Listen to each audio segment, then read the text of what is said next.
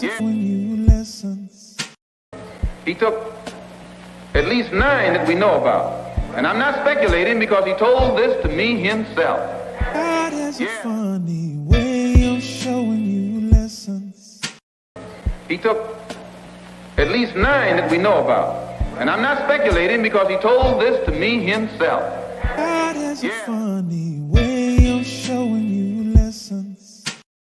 He took at least 9 that we know about.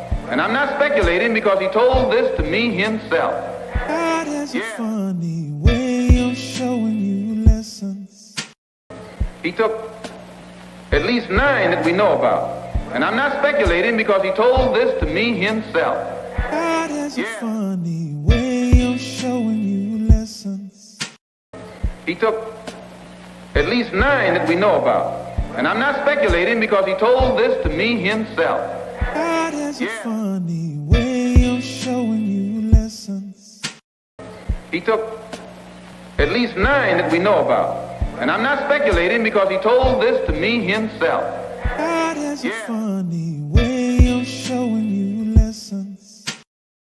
He took at least 9 that we know about. And I'm not speculating because he told this to me himself. God has a funny way of showing you lessons. He took at least 9 that we know about. And I'm not speculating because he told this to me himself. God has a funny way of showing you lessons. He took at least 9 that we know about. And I'm not speculating because he told this to me himself.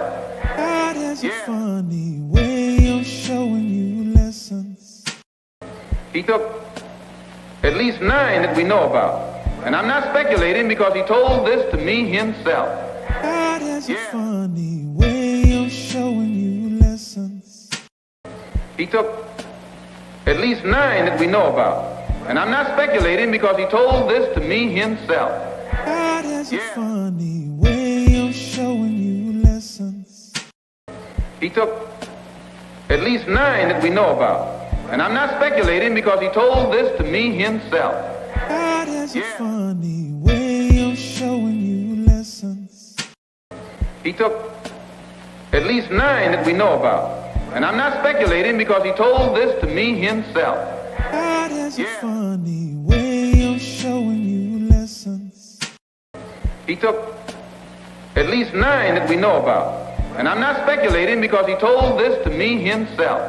God has a funny way of showing you lessons.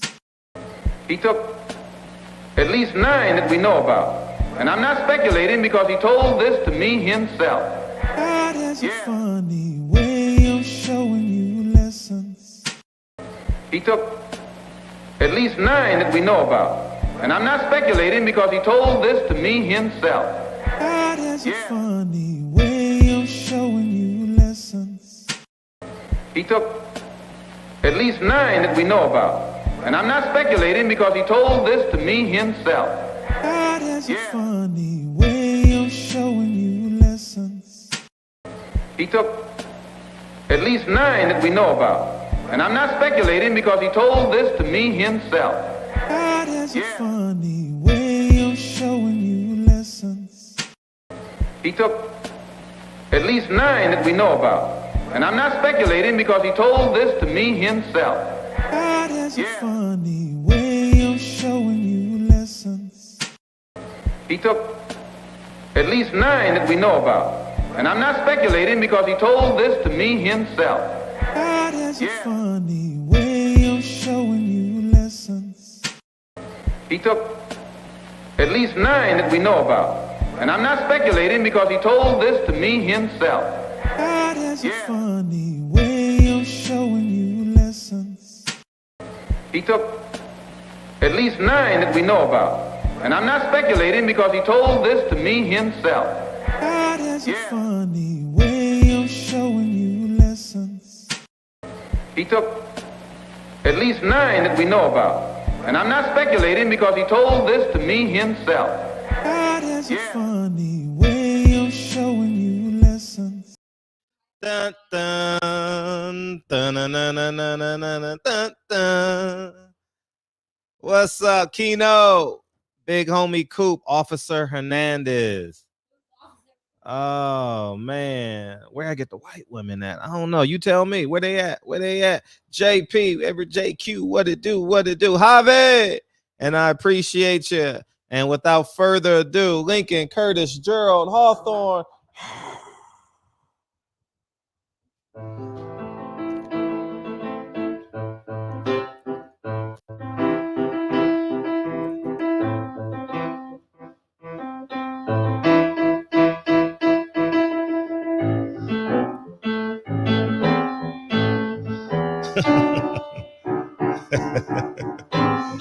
I read it, man. I read it. Sad, all right? Because they own it.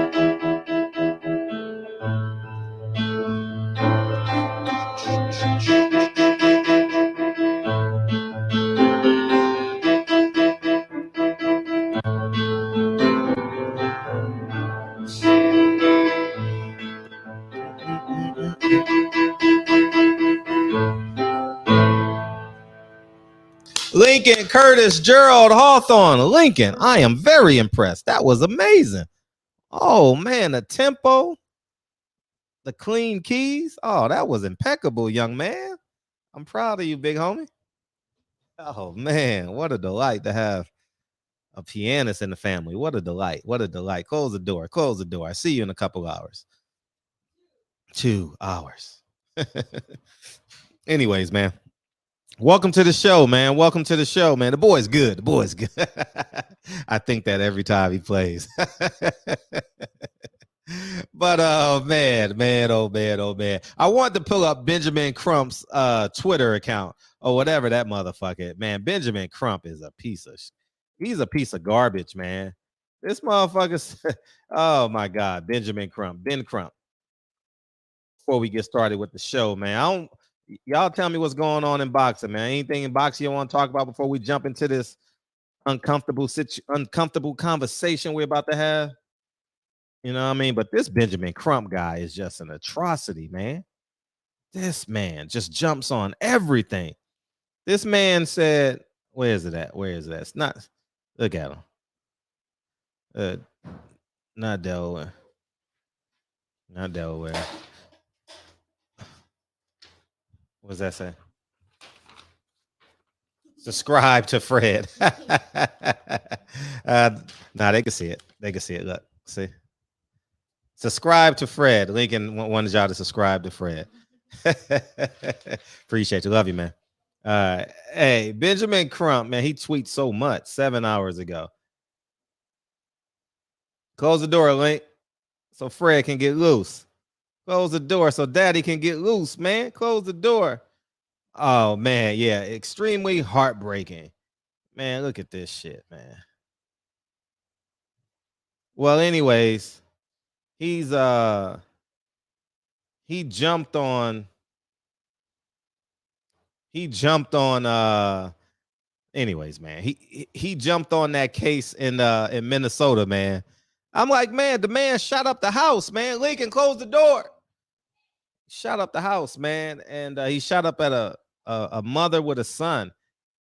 And you know what's sad? You know what's really, really sad is that I'm talking about I'm just talking about the people that were involved.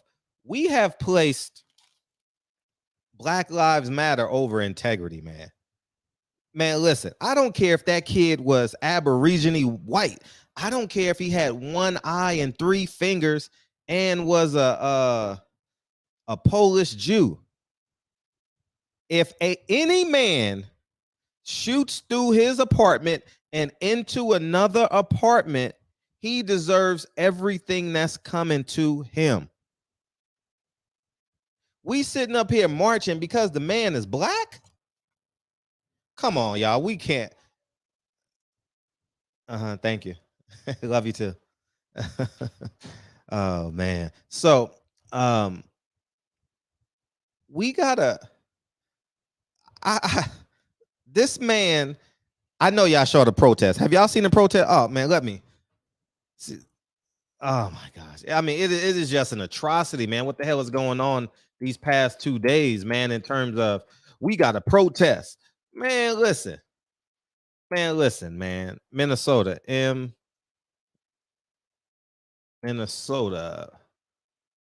police. Man, I mean,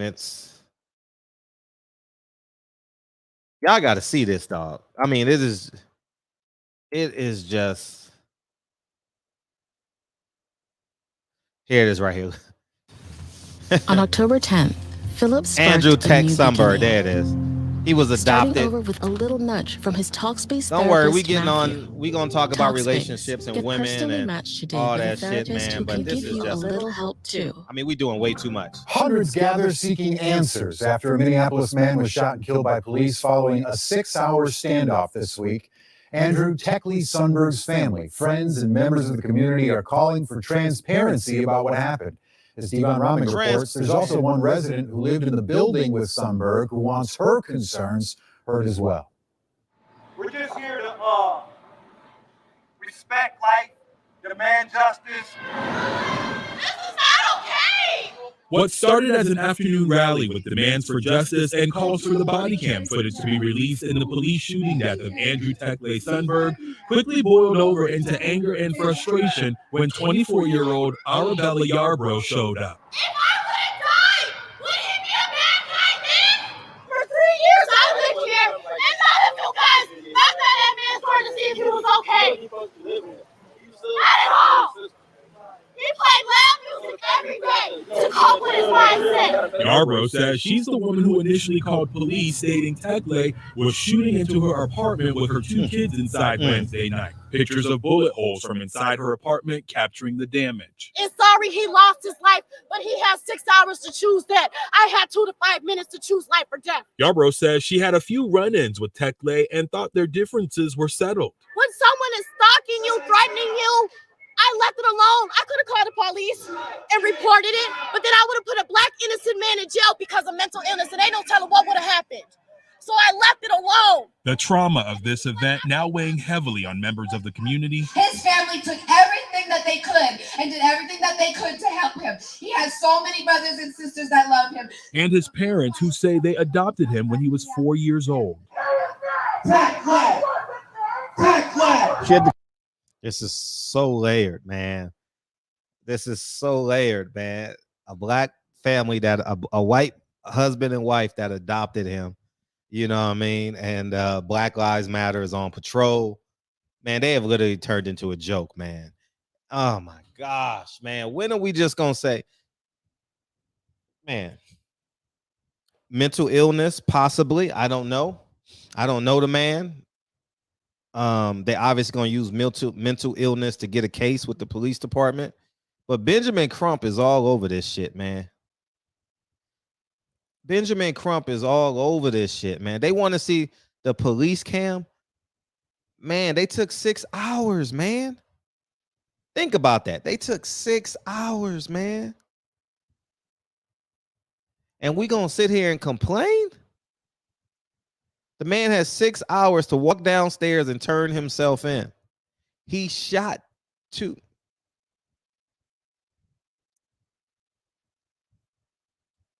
You know why they're marching? Because he's black and it's a police department.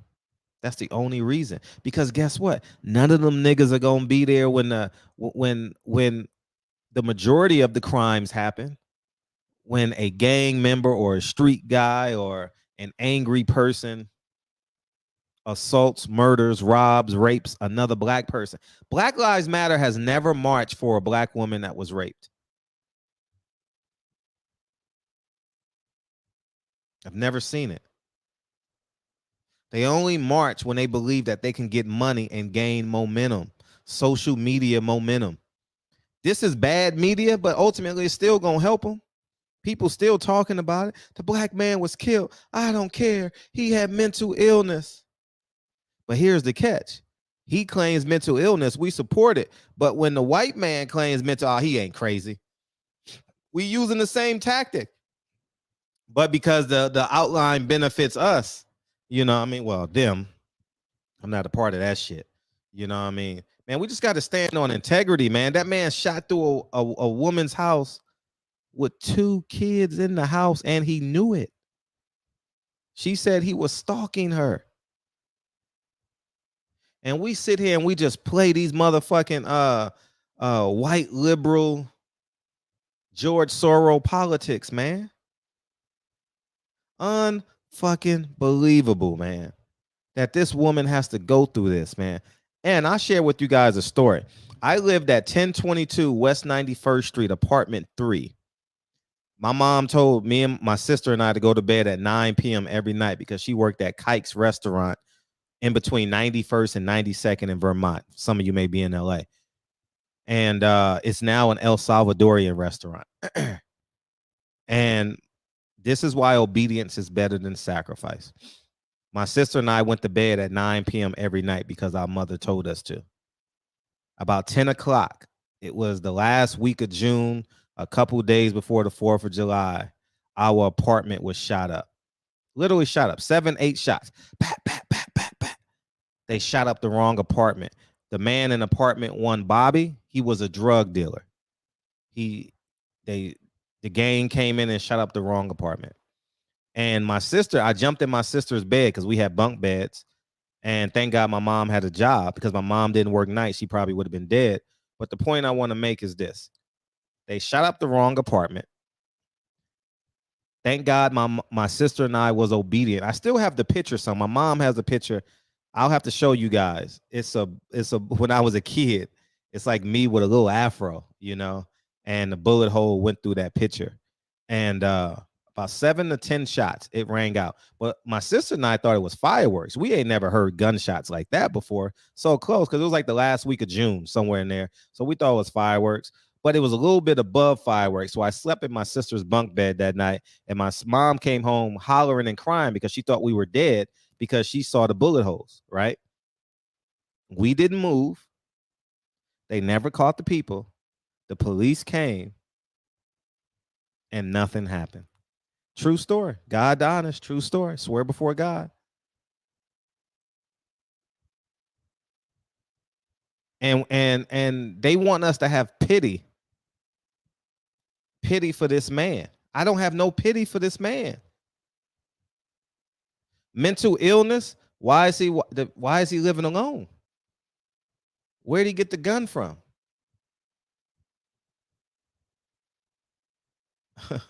Now you flip it. Oh man, this shit's so we so stupid, man. How stupid do we look to the world? We're marching when a man shot multiple rounds into a woman with 2 kids apartment. Shot through. Didn't go in, shot through like a coward. Not that the latter will be better, but it's just unbelievable that Ben Crump, in the past 24 hours, I've heard Benjamin Crump attached to Sesame Street and this bullshit. This fucking bullshit. Unfucking believable. I'm sitting there and I'm like, dude, people were dying in Chicago. People were dying in Chicago, man. Yes, Lincoln. What is that? Oh, the Golden Gate Bridge. Thank you. Here you go. Take it back. Man. Close the door, please. I'll give you guys advice. Never put your kid's toy room next to your office. All right. But anyways, man, I just want us to mature a little bit. Just mature.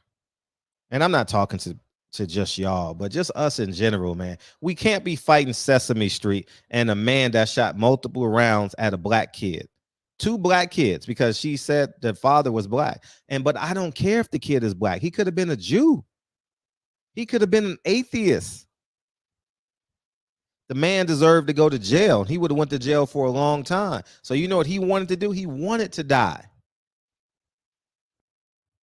It's unfucking believable, man, that we sitting there doing this shit and this making national headlines. This made national headlines. There's some basketball coach, some football coach, some baseball coach, some swimming coach that's doing a hell of a job in their community. And if you know these people, I want to tell their story on this platform. So if you got great people in your community, or you're a great person in your community, you guys got to come on my platform and share your stories, man. It's just that important, man, that we get these stories out in real time, because this type of shit is just unfucking believable, man. People are outraged at Sesame Street, dog. Oh my gosh. It's just unbelievable.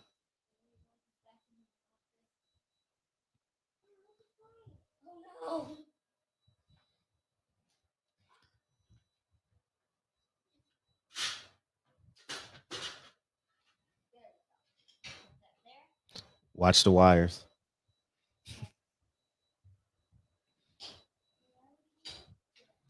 So I think it's just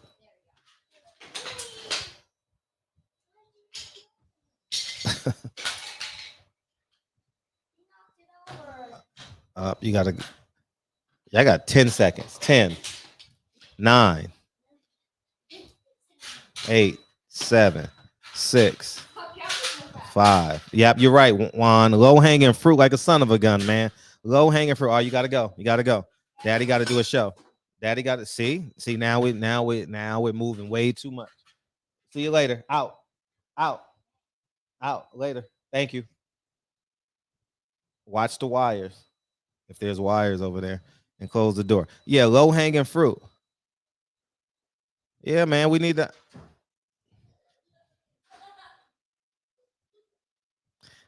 Yeah, we need to hire. Now we need to tell their stories, man. DM me, Silent Heroes. DM me.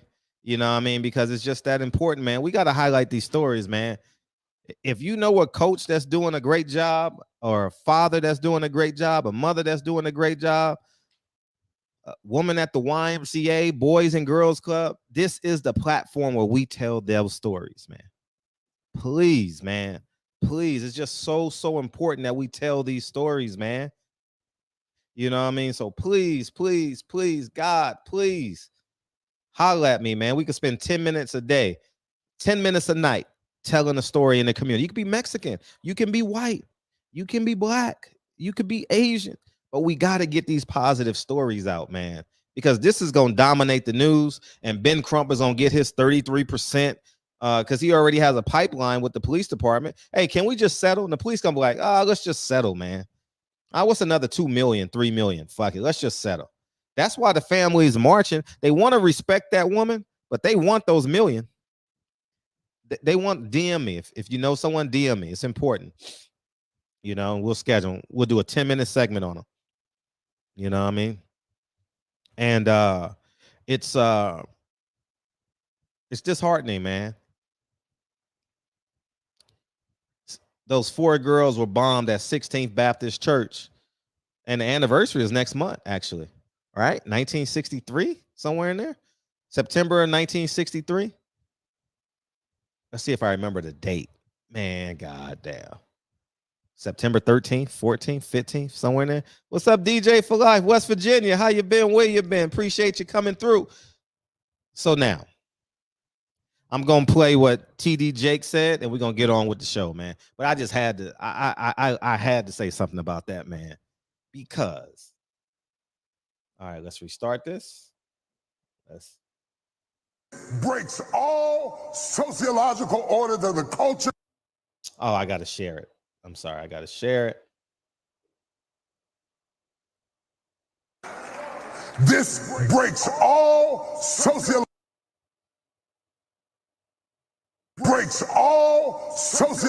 orders of the culture we're living in now. Because we are raising up women to be men.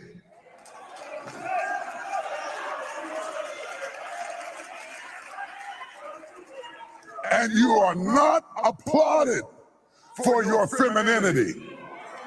You are applauded in the contemporary society by how tough, rough, nasty, mean, aggressive, hateful, possessive you are, and you are climbing the corporate ladder, but we are losing our families.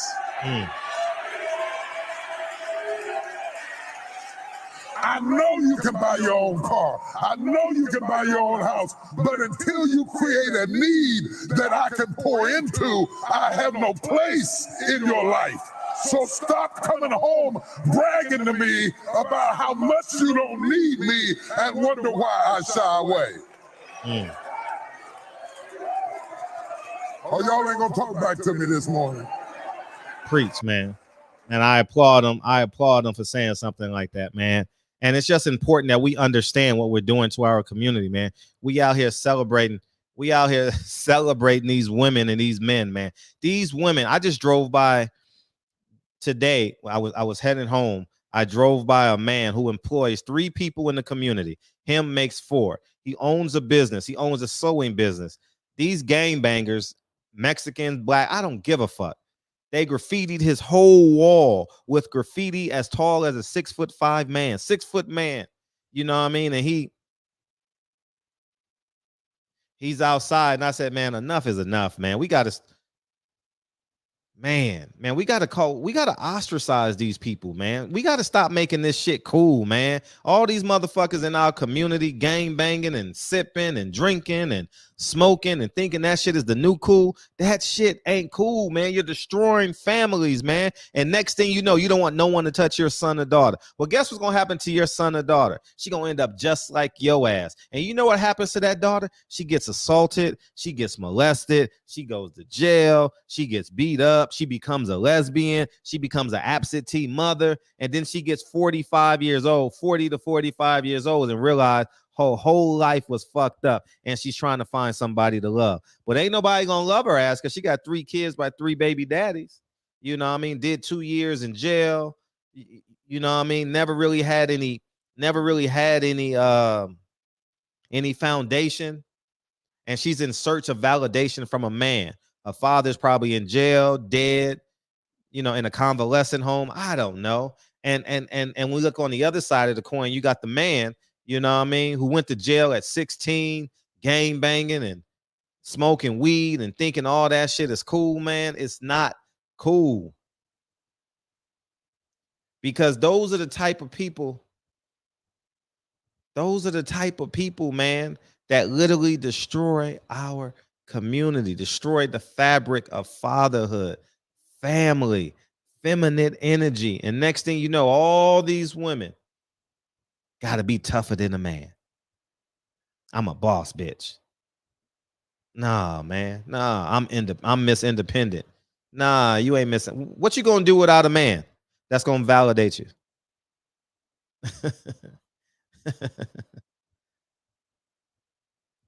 You know what I mean? You may as well be a feminine woman to the man you love as opposed to being a submissive woman to the man you work for.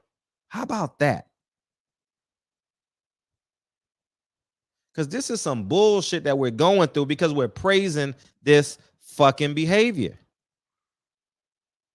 I understand feminine energy a lot more because I have a daughter, and I see her parading around the house.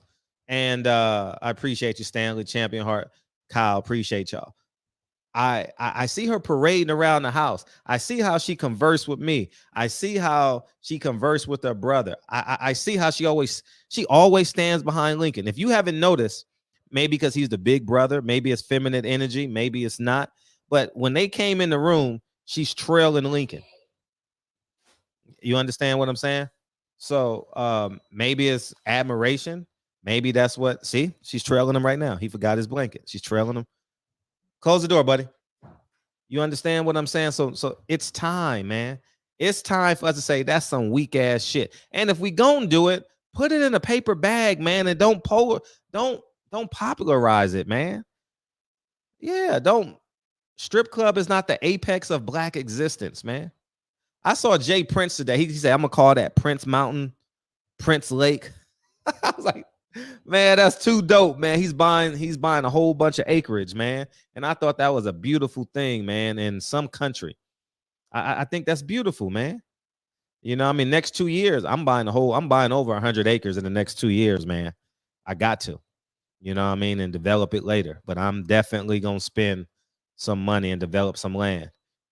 You know, yeah, that's her big brother, probably. You're right. And so that's her protector, right? But we got all these nigga bitches, man. You know what I mean? And because I'm a black man, you guys think I'm talking about black woman. I'm talking about these motherfucking Mexican women with the motherfucking curls that go up like this and shit. And you know what I mean? I ain't never seen no Asian woman gangster in real life. I ain't never seen that before. But I lived around those Mexican women with the tattoo of the boyfriend that's in jail right here and shit. I've seen that, you know. So all these dumbass nigga girls, man, who just destroying the pipeline from women to men, because you know what they do? They have kids. And guess what they kids do? The daughter gets pregnant at 16. The son starts smoking weed at 13. You understand what I'm saying? It's time for us to stand up and take our communities back and change this fucking narrative, man. We have to change this narrative. Change this fucking narrative, man. It's no longer we should be saying, oh, man, being a blood in the Crip, man, that shit is cool, man. That shit is cool, man. You know what I mean? Black men solving problems. I'm gonna beat his ass. And that's another thing with these women that want to out nigga women, that want to out nigga men. They always want to fight. Have you seen these YouTube videos? They always want to fight. Any woman that wants to fight a man, I'm gonna say this: any woman that wants to fight a man, leave her ass alone. Trust me. Have you seen these YouTube videos? These women want to fight men, dog.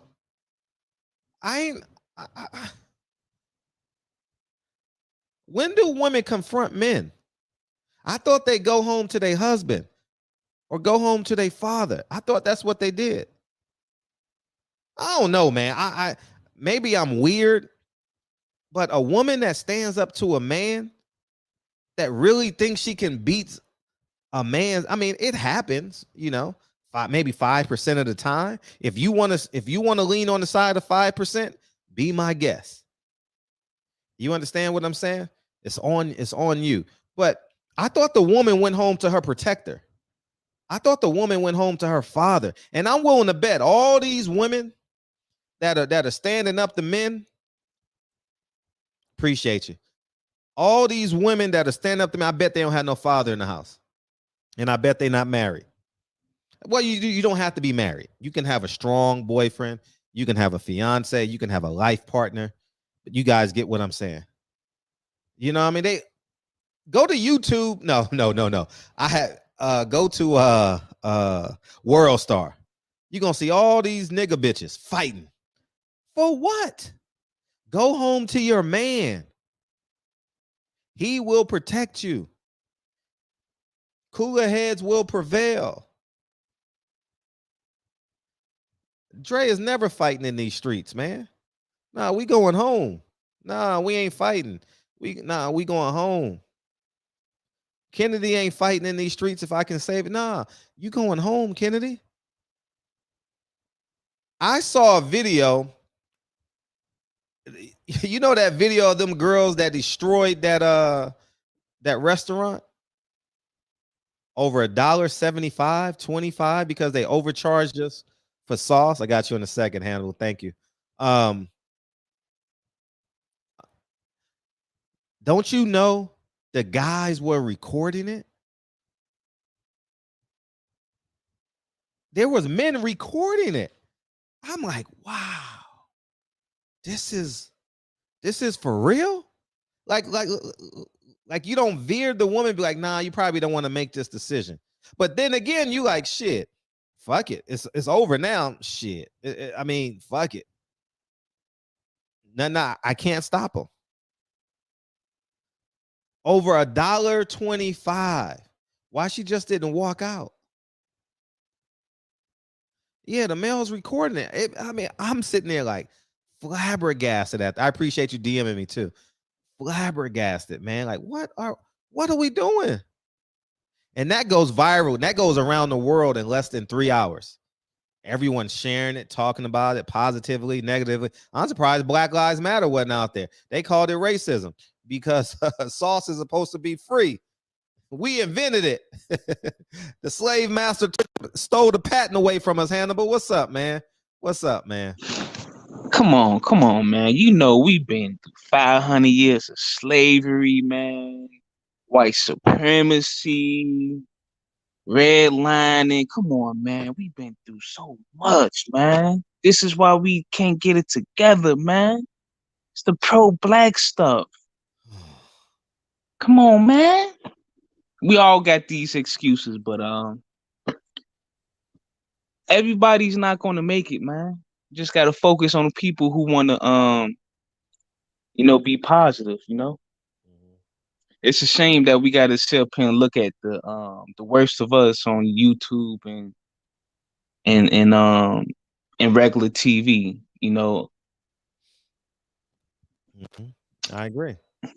The whole thing with women being aggressive towards men, I mean, from my observation since I was a child, if you have like a bunch of male attack dogs that's going to come and, help her when she's out of line, that stuff is going to continue to happen. I've watched, I think I was in fourth grade or fifth grade. I'm not going, I want to say what you were saying, but I ain't going to say that, man. But this little girl had one of the worst attitudes that I've seen in my life. She had got in trouble, and somebody was laughing. A dude was laughing, but he wasn't laughing at her though. So she, turned around. I was like, what are you laughing at? Now this happened like early in the morning. This little girl had an attitude from early in the morning until we left school at this dude. Tried to fight him, and then one of her big brother friends, I don't know why was he hanging around the school, was around. Then he comes around, jumps on the boy, holds his arm behind his back, and she's kicking him in the back of the head. This goes on in the community. I said, wow. And I always say, like, I think those type of men need to get out too. They need to be exiled. I mean, you's a bitch ass nigga. I don't like bitch ass niggas. I'm not the type that's going to watch a woman. Well, let me say this. I gotta get home, and at the end of the day, I don't want to hurt women. I'm not violent towards them, but at the end of the day, I'm just not gonna put my cape on it and jump in middle of fights, whatever. If anything, I grab the woman and tell her, "Hey, go home, because you don't need to be in that man's face like that." Especially when he's not trying to attack you. You know what I'm saying? But in the black community, we have this thing where we supposed to protect women at any given time, and we losing our lives. Last week a man got murdered. Yup. We losing our lives. Either we getting killed or we going to jail. Because, and I'm gonna be honest, and black men need to be honest about this. Your mama lied to you, fam. You're not supposed to go outside protecting women. Your mama's in the house, your sister, your aunties, whatever. That's your family. You do that. All these strange women, because we got this thing where we sit up here and we go outside and we consider every woman our sister. And that's that pro-black bullshit. Respect her, but that's not your sister. You're not supposed to be jumping in front of bullets or anything. That's not my opinion. That's just being honest about the situation. Sure. And you have an intelligence, because you want to get home. That man who lost his life last week, you think anybody in the black community care?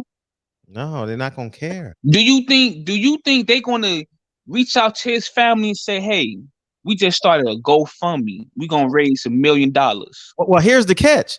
That man that was murdered, his GoFundMe is 10 times more than the woman's. Wow. The man that shot the house up, go to it. You guys can see it. It was on the news. It was on social media. I saw it on Instagram or something. Yep. And we just backwards as a whole in our communities. And you should only just protect the women in your family, your wife and children.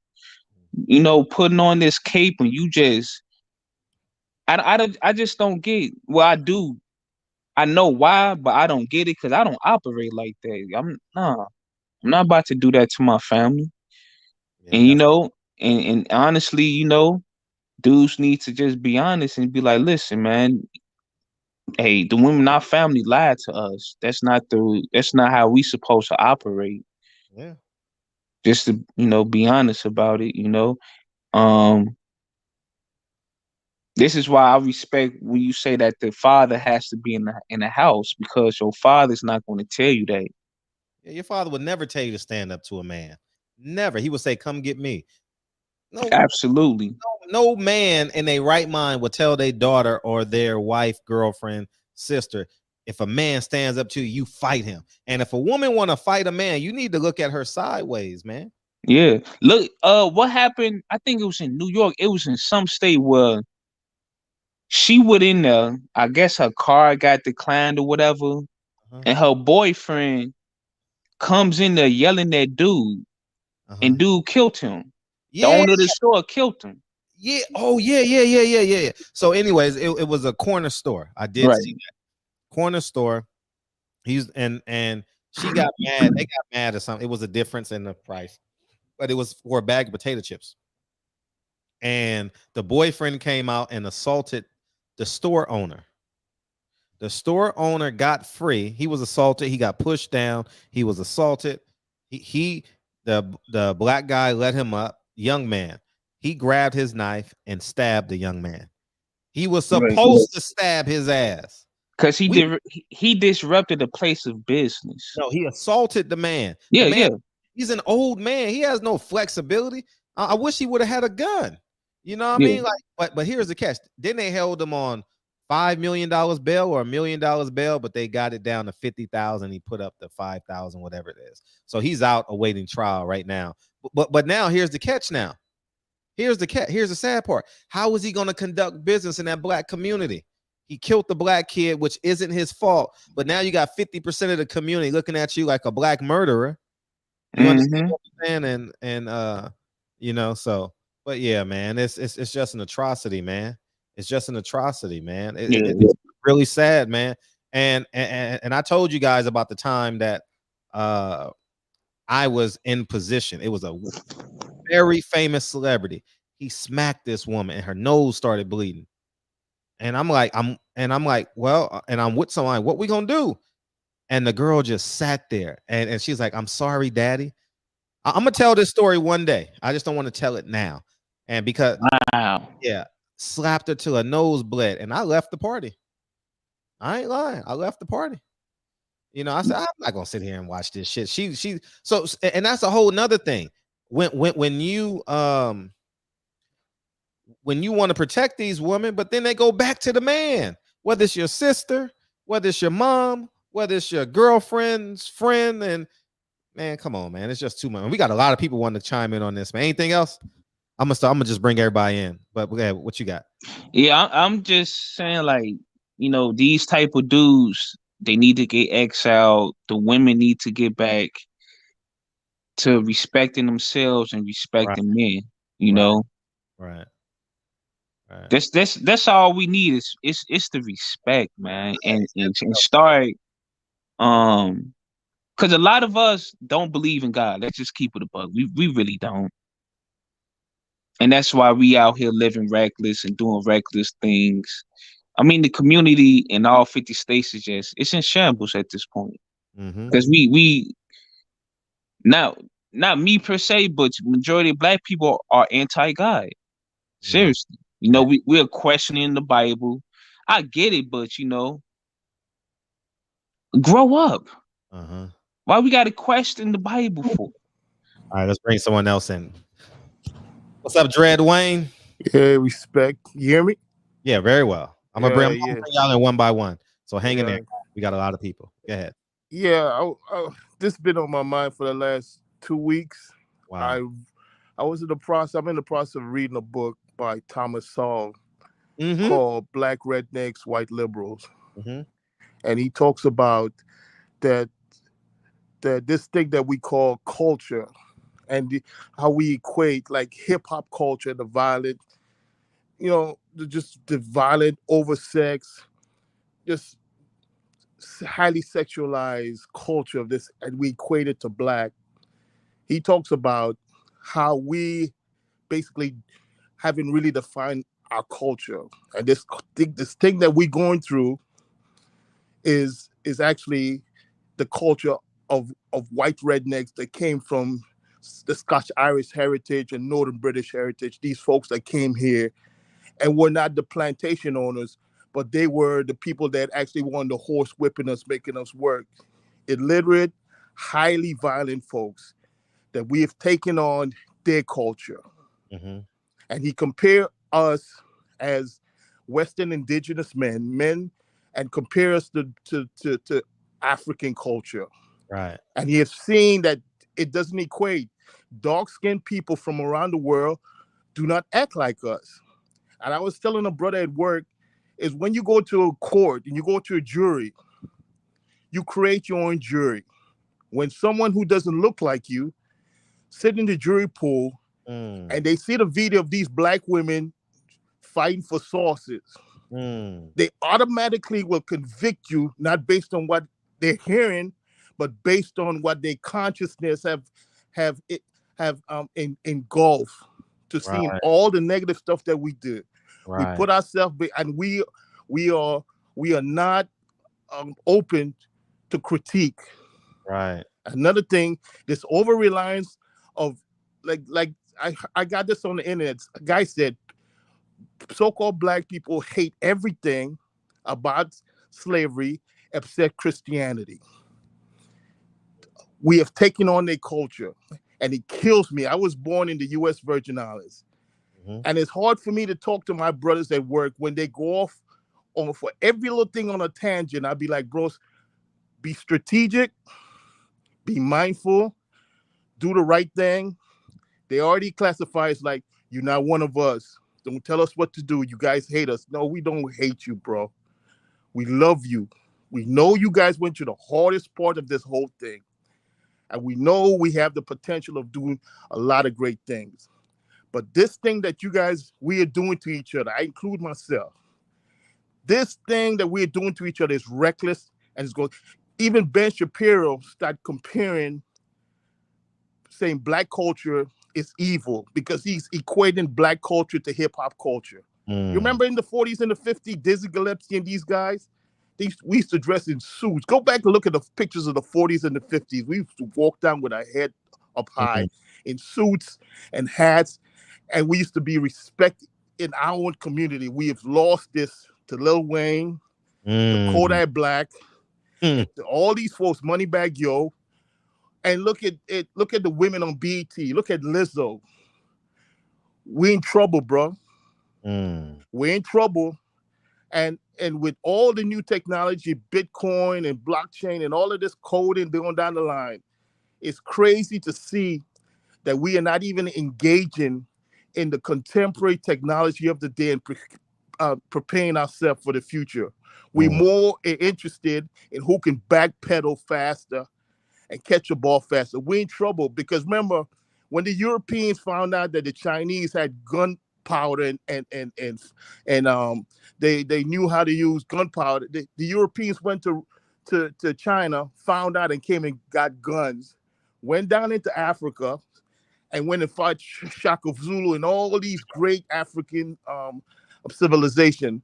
But these African civilizations, they were strong. They knew the topography. They knew warfare, but they couldn't deal with technology. Instead of getting ourselves ready for the 21st century and really dominating, we're more interested in hip hop, in violence, in petty, foolish conversation, which is going to land us into another form of slavery that we cannot fight ourselves out. And I recommend, bro, if you could read that book, the first 4 chapters, Black, Redneck, White Liberals. And I'm not a conservative. I vote liberal. I'm a liberal guy. I'm a union electrician. I'm liberal. You understand? But when the truth presents itself, it is high time we start to open our eyes and start dealing with the truth. This is not our culture. This is not who we are traditionally as a people. Understand? And that's basically what I want to say, bro. We in trouble. Appreciate it. Thank you, bro. All right. All right. Thank you, man. Dread Wayne. Appreciate y'all coming. And you guys, you got to turn me down. I got you up. Hold on, my bad. Yeah. Hold on, my bad. If you guys want to, that's fine. That's fine. Because I think I don't want to be the only one. Can you hear me? Yeah, we hear you. Me in the background. Oh, hold on. Can you hear me now? Yeah, I hear you. I hear you. But you gotta. I'll come back to you. Hold on. Yeah. I'll come back to you. No worries. Ray Sean, what's up? How's it going, man? Next Deacon. What's up?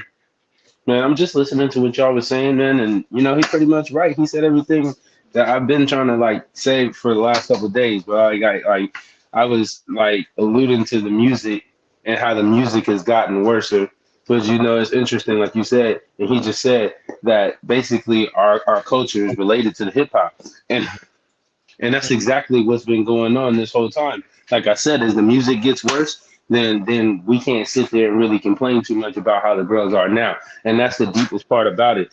It's like he said, we in trouble because we already at this point. How can we correct this? I'm young, bro. I was born into this. Only thing I can do is really move calculated through the minefield. You know what I mean? Because the minefield is already out there now. And that's the deepest part about it is where we really are in trouble, bro. It's like we got to raise. We can't even talk about how the girls need to behave, right? Because we are in unforeseen times right now. It is hard to move and calculate through this, what is going on, if you get what I'm saying, Fred. It's like, how am I supposed to really raise her any different? You know what I'm saying? I got 2 little daughters. It's the same thing. What exactly are we supposed to do when it's unpredictable what's exactly happening? You know what I mean? And it's only getting worse, bro. It's like I can only control what they see so much, And then it's like, how it is, Fred. When you become the real anti towards the new genre, you start to become old, they like to say. Next thing you know, you're just gonna be that old guy with them old perspectives and that old point of view. You know what I mean? Like that's what be happening now, even to me, bro. I'm 30 and people look at me like I'm just an old person, as far as the mindset, Right. Because of it's rare, bro. The stuff that is going on is rare, and it only got worse. He named off a lot of the artists. I'm not gonna sit there and keep picking on them, but it got worse, bro. As music, and now we at this point where our women is just wilding like crazy. And I don't know how we're gonna really stop it. That's the deepest part about it is how to stop it. How can you stop it when everybody's buying it? It's only a minority group of us that realize this, a little small group. So it's kind of like we already lost. Right. So that's the deepest part. Only thing I could do is raise them to the best of my abilities and hope that they run into somebody with a similar mindset. Nah, it's like not you even, said. It's not even hope. Mm-hmm. It's not even hope, man. If you raise your daughter the right way and hand her off to her husband, it's gonna work. Mm-hmm. Percentages wise, Yeah, I hear you. Mm-hmm. I hear you. But Deke, what's up? Too blessed to be stressed and highly favored. What's good, family? Hey, what you got? Just listening to the conversation, and it's a couple of ways I want to go with it. Sure. First of all, the first young man you had on, respect to him, but he's very irritating to listen to, because he speak with a blanket thought. but then he excluded self.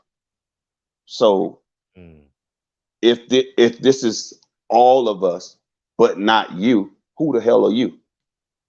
You know, and then you blame all our mothers, that all of our mothers lied to us. Man, show some damn respect. I know you're young, but you're going to have to work on yourself. Information is what we need. We need to drown ourselves in information. To change this current condition, you have to drown yourself in information. That means you have to work on individual self. We change this one human being at a time. Change yourself. Drown yourself in information. Fix your situation. Right now, I'm working on something collectively with my kids that we're going to do something very powerful here in the future. Right? I thank God that he blessed me to raise them right, but they're not perfect, nor do they act that way. But I thank God they don't smoke, they don't drink, they don't walk around with their pants hanging all off, they don't hang on street corners.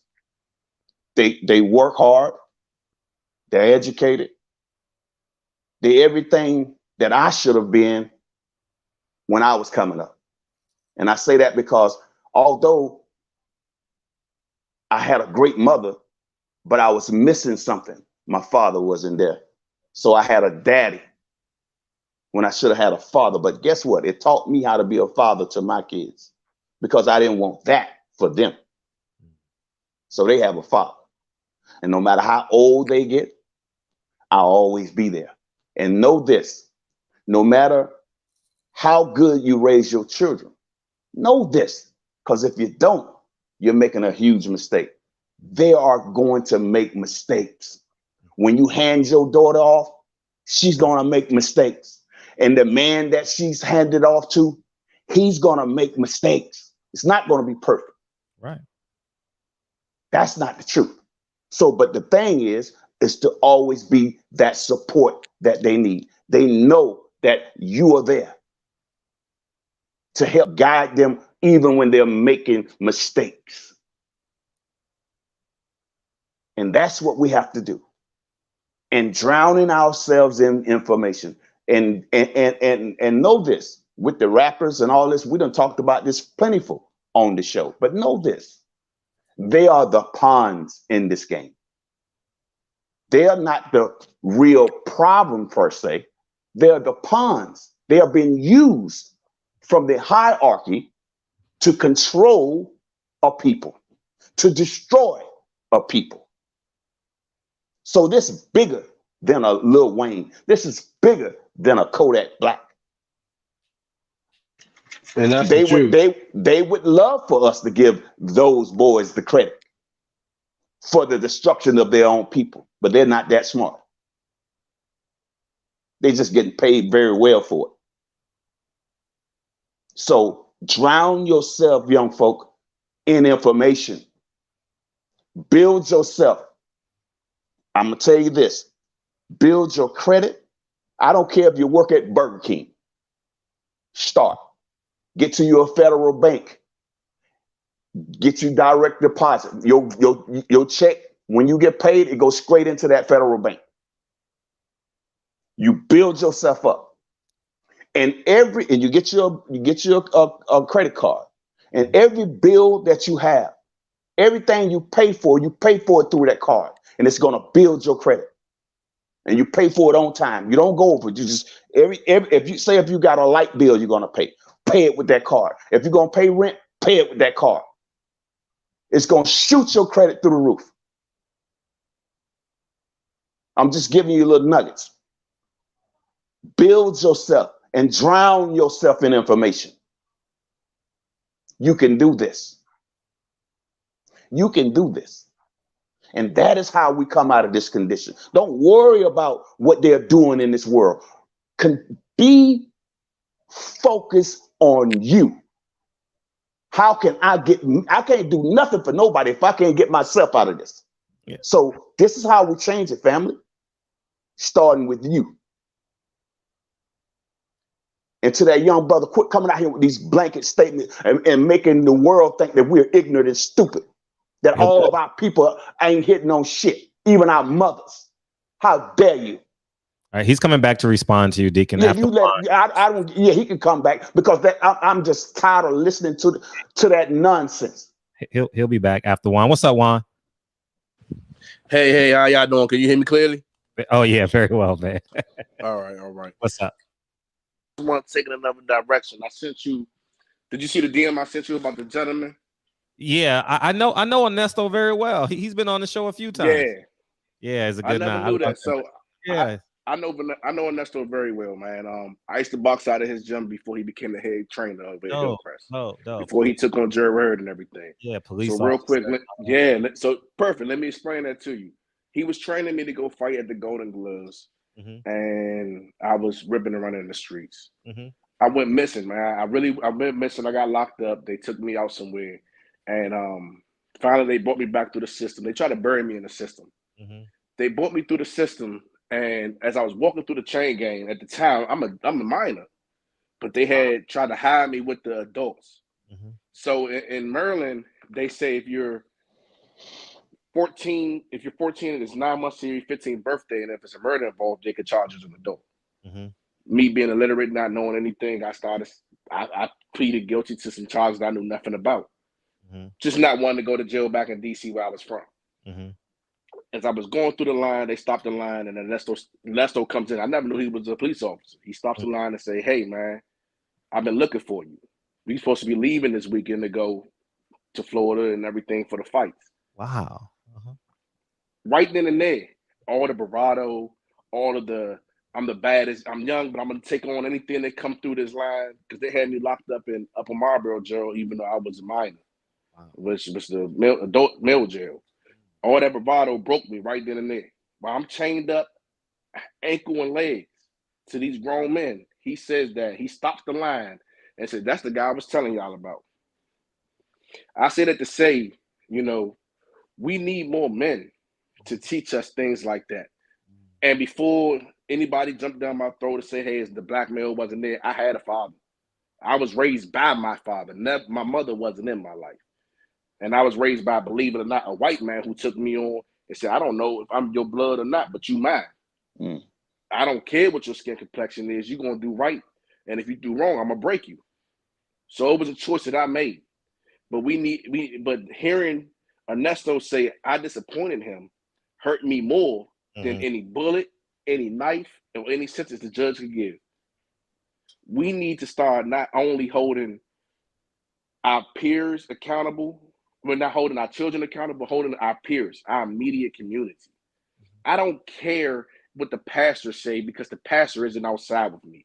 I don't care what the teacher say because the teacher isn't outside of me. The voice that's going to scream the loudest is that other man or brother that doesn't know me, or the person I'm getting into it from a can of tomatoes who can stop and say, "Come on, man, don't do that.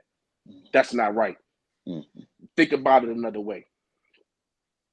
That's real right. quick, because I know, you got to get to what you got to get to. But I'm going to say this. When I was a young man, I dealt with every issue with force. No matter what it was. Let's say the issue's a boulder, and you walking uphill, and that boulder's coming down here. I decided every time I'm going to punch through it. And I got every charge. I got every broken bone. My career that could have been a great boxing career is gone. I got one lung. Until I got older, and I got wise, and I said, well, hold on. What happens if I just move out the way of this boulder that's coming downhill? So when those issues came at me, I learned to sometimes go around them, sometimes go over them. And hey, heck it, I know I got the force to go and the power to go through it. And that's what we got to pass on to our sons, because our sons is what's failing our daughters, because our daughters don't feel protected. And we don't make the women feel protected because their mothers are telling them they don't need a man because the government's going to give them whatever they need. And it's cheaper to not have a man in the household. And they get a man and he just acts just as feminine as her or her mama. So we got to start teaching our sons right here now, like, hey, that's not what you do. You're a boy. You got those emotions, that's cool. Take a second, go through it, get over it. The same way I see how you like how you deal with Leakin and you deal with Kennedy. We got to learn to do that with our sons and our daughters. Let our daughters be daughters. Let our sons be sons, because we have failed our daughters. And I sent you a video that I spoke about that 3 years ago. We have failed our daughters to a point that now they have to be callous to this world, because as long as you got melanin in your skin, the world's going to try to destroy you. Some people, family. Some people. Let's say some people.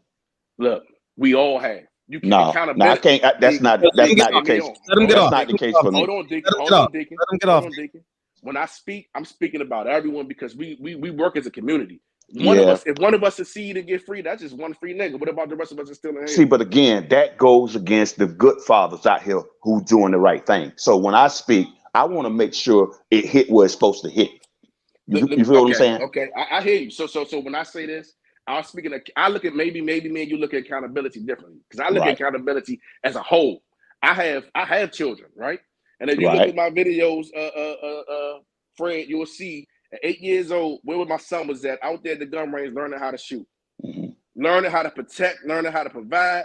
We got 3 rules. Long as you feel like whatever you did was mentally, physically, and emotionally sound, I don't care what we go through. We going through war.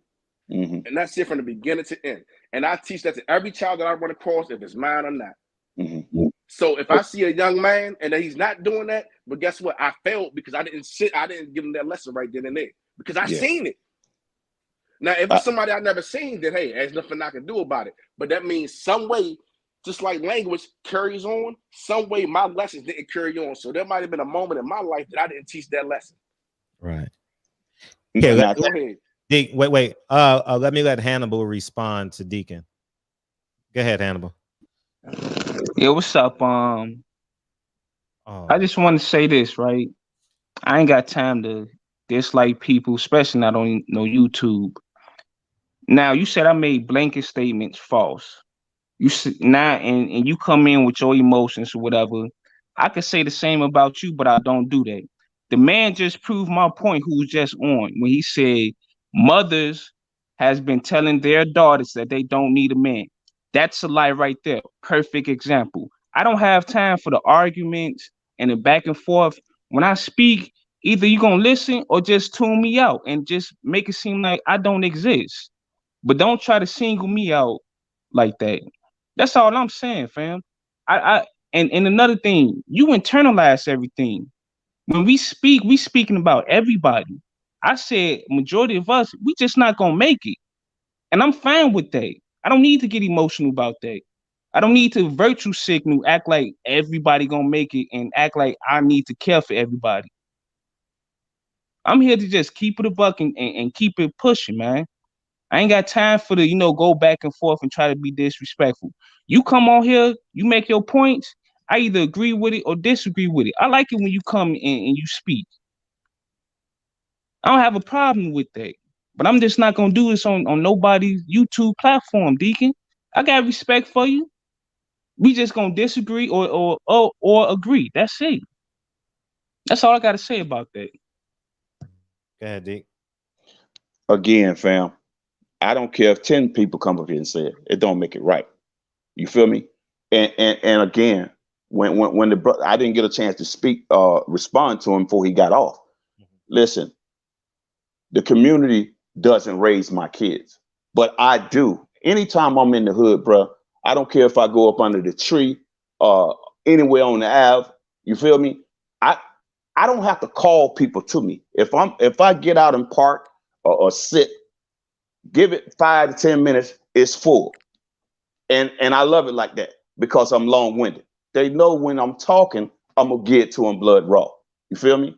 And it's gonna be information that they can use. If I can't help them, I'm gonna keep it moving. You feel me? That's what I do. They don't owe me anything. I don't owe them anything. But I love doing that because I love my people. But at the end of the day, we can lead them to the water. We can't make them drink it. Some of these same folks that I have these conversations with go right around the corner and hold somebody up. I done talked to young kids come up to me with blood all over them. I can hear the sirens going. They right up under me smoking a blunt like ain't nothing ever happened. Folks laying around there leaking. And I'm still trying to give it to them. You feel me? So Listen, my thing is this. I always said this. This is not new for me to, if Fred knows this is true. I say I respect any man who makes a family and honors that family and raise that family and be there and support. Don't bail out like the pops I had. But I don't blame everybody because I had a daddy, rather a father. But I made damn sure I was going to be a father to mine. I wanted to break the cycle, and I broke the cycle. And guess what? My son is a father to his kids. My daughter is a mother to her sons. You feel me? This is what we pass down. And when I say a blanket statement, I know I want to reward the ones, meaning give my praise to those who are doing it right. Because I know for a fact that all ain't doing it right. And those, they don't get the praise. But I'm not going to condemn them. Because every man is redeemable. Every one of us are redeemable. That's why we could be judged by our character. Like I said a week ago or so. If you know a neighborhood thief, you know he's a thief. He's known for being a thief. But here's something that happened in his life where God has redeemed him. He had left the hood, came back, redeemed. But we don't know to redeem him. We are attached to the thief part of him, right? So he come and say, hey, man, I've been redeemed, right? So he's only told a few of us this. So now me and you know, brother, that he's been redeemed. We're listening to him. His whole attitude has changed. The way he's talked, everything about him has been redeemed, reformed, right? But the ones he hasn't had this conversation with, guess what? They still attached to his past. They still, even though he's been redeemed, they see him as a thief. And that's what I don't operate in that, because I know that we all can be redeemed, but we're all fallible. We got to love each other, pray for each other, and know that each one of us have a duty of life. And that duty of life is to live it to the fullest, each and every individual. You got to work on you. When you get yourself right, you can help your family, you can help your neighborhood, you can help a stranger you don't even know. But if you still all jacked up and messed up, you can't help nobody. You can't do nothing for nobody in that condition. You got to first fix your condition. And let me say this to you, brother. I'm not trying to beat on you or disrespect you. What I'm saying to you is this right here, brother. And I'm gonna say it, and if I said it in a jacked up way, I apologize to you for that. And I ain't got no problem with apologizing to you, brother. Here it is, man. When we make blanket statements, what it sounded like to me, and then you say our mothers lied to us. I don't know who this is, because I had an honorable mother. See, some of us had honorable mothers who did the right things, was God-fearing, walked in truth, raised their family and did the right thing, made the right sacrifices. And they should be honored for that and not thrown into a box of misfits. That's why I say let it hit where it's supposed to hit. And the ones that's doing right, not just the fathers, but we have great mothers out here. We have great young women out here that's striving to do the right thing in their lives. And let that be highlighted. And not always the jacked up conditions of black folk. Let's show that, hey, man, if you know what I've always loved, and that's why jealousy don't live in me, and I thank God for that. If I see you rolling, doing right, brother, you got a business and all that, and say I don't have it right, I can look at you and be inspired. Dick, you look just like me. I mean, come on, bro. If that brother can do it, man, I can do it.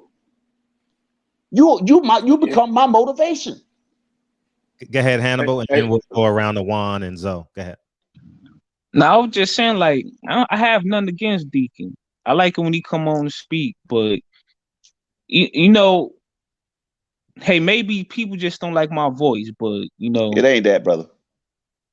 It's That's not it. that. I really didn't make a blatant statement because this the thing that I'm saying is like, we can talk about all the good.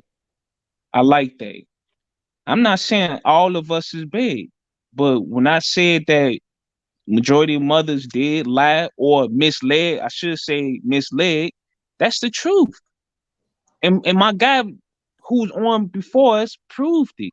You did not say majority of the mothers, real brother. quick, can I ask a question? Deacon, how old are you, if you don't mind me asking, Mr. Deacon? I'm in my 50s, my brother. Okay, Wait, and Mr. Hannibal, hold on first.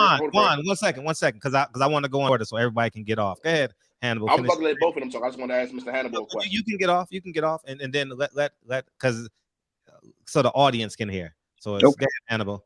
Okay, so I'm 35, but what I'm saying is, when I say majority or some whatever, lied or misled, I'm speaking on what I'm seeing, and I know we all see it, but Black people like to be selective with things and want to ignore the truth. There's women on YouTube, not even on YouTube, they in public and they on TV, and they're speaking about how their mothers misled them. And now they're suffering from this because their mother told them that they should be independent, go get a high-paying job, get all the education in the world, and now they can't find a man or keep a man. Why we got to sit up here and ignore this stuff? That's all I'm speaking on. Other than that, maybe I need to come on and just speak about, the good times where it's all sunny and flowers and stuff like that. Wow. But I don't like that the fact that now Black people don't want to be honest about the things that we was taught when we was young. It's time to update our information. That's all I'm saying. We have to update our information, man. Accept that we was misled. Don't get mad, but correct it and keep moving on in life. We holding on to old stuff that really don't work for us. And that's the truth. Now, when you was talking about fixing yourself, I've done that. My parents stayed in Chicago. I'm over here on the West Coast by myself doing what I got to do. You know what I'm saying? So I'm good in life. I'm not messed up, so that's all I got to say. All right, Juan, go ahead, Juan, and then we'll get Okay. So Deacon, you can respond to all this. So real quick, like Mr. Deacon said, you in your 50s. Mr. Hannibal, you in your 30s. I'm going to give both of y'all the most respect by saying Mr. because I see some of y'all get caught on semantics. With that being said, that conversation, a lot of it between the two of y'all is no disrespect. It's a lot. It's an underlining hurt, feminine energy, and you know what, Fred? I'm gonna holler at you, man. I'm gonna holler at you, brother. I'm finna holler at you, dog. Don't run no, from no, it. listen, bro. Don't disrespect me, man. I'm not trying to disrespect you. I'm not trying to disrespect you, Mr. Deacon. That's why I came out and gave you the utmost respect from the beginning. No, so but you gonna talk about I got, bro? No, come on, man. Listen. Don't do that shit, man. You listen, Deacon. You can speak. You had the last word and everything else. I'm not coming at you disrespectful. I'm giving you the most respect. And as a man, I want you to stand right here and talk to me and say what you have to say as a man. All right? Don't run from it. Talk to it. What he said may have hit something in your heart because you really and truly dearly feel the way you feel about your mother. So that's what hit you. And that's cool. That's fine. And what he said is from what he's seeing from his generation and his upbringing, what he's seen. And what you're saying from your generation, his and your upbringing and what you saw. With those two together, just the two of y'all, how can we fix our immediate community? That's all I was getting to. I love what you said. I love what he said. Now let's wash away all the extra baking soda and let's get straight to the raw. What we gonna do and how we gonna do it. Because we can sit there and complain, scream or holler, or you could do like you were just trying, like you was just about to do and run away from it, or we could sit here, standing here, and we could get to the raw and uncut and figure out what it is. Because it's all in the bag, it's all cloudy, and ain't nothing but shake at the bottom. So what we gonna do? All right, Zoe, and I know Deacon's biting at the bit. Go ahead, Zoe. Go ahead, Zoe. Oh yeah, what's the deal? Yeah, I just really wanted to say, I understand. I understand, people that comes from the point of, not necessarily talking about the negatives or beating us down. But I think we have to understand. We have to really go back and study and really have to understand, how we got to this position. And we have to understand that, like, that, you know, this, you know, like Malcolm said, he said what he said. He said that the actions of yesterday, you know, it built the reality of today, and the actions of today will build the reality of tomorrow. So if we have proper understanding of what they were saying, we really have to understand that a lot of our culture was really a lie from the foundation, and that's kind of hard for, you know, mainstream, you know, Black American society to really understand that a lot of what we thought to be true, a lot of the direction that we have made in America, a lot of our, you know, customs and traditions and the way we look at the world was really just lies and a whole bunch of misdirection.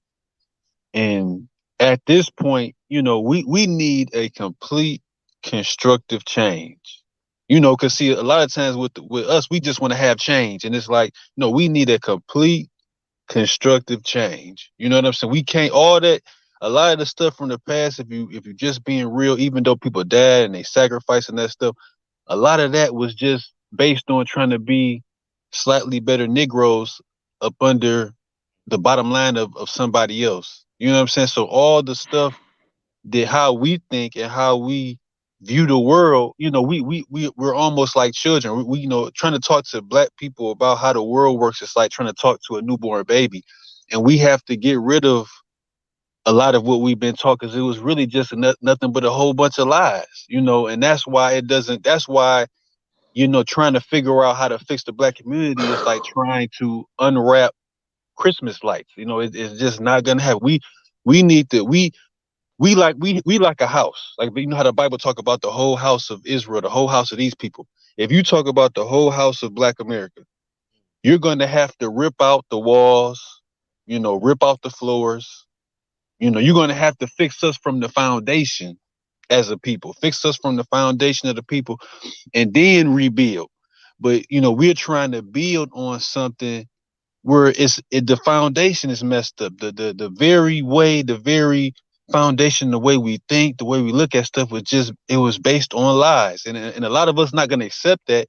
That's why I said that even though a lot of people don't agree with the Israelite thing, and I understand I've accepted the Israelite thing for multiple things, but for multiple ways of looking at it. But at the end of the day, that's gonna happen. That's gonna be the ultimate solution, because we need un-American solutions, and we need to be made whole, meaning like that we need to come from up under the poisons and the filth of America and be made into a moral, upright people and have a whole different direction and culture as a people. So that's all I want to say. All the stuff from the past and the community, because if you really do the research on the community, no people can really even build if you don't have a land. You know, if you don't have a sovereign. So that whole community stuff was lies. So that's all I want to say. We just need a whole different, complete way of living, thinking, and cohabitating as a people. You know, that's all.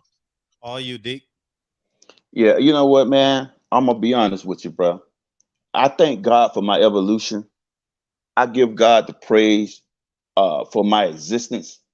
I thank God for creating me and loving me before I had one thought in my mind. You feel me? So all that I've gone through, listen, when I deal with certain people, I have to pray a little harder, because I know what Satan wants me to do, to revert back.